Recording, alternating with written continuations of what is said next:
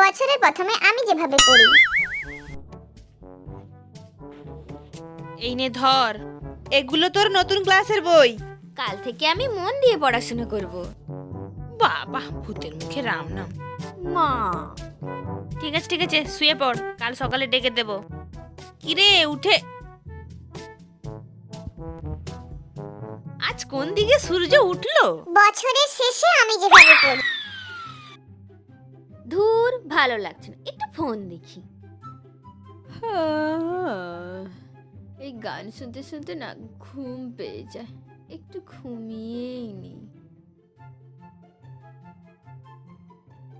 আরে ওই, আরে ওঠ, কাল না তোর পরীক্ষা, এখনো পড়ে পড়ে ঘুমাচ্ছিস?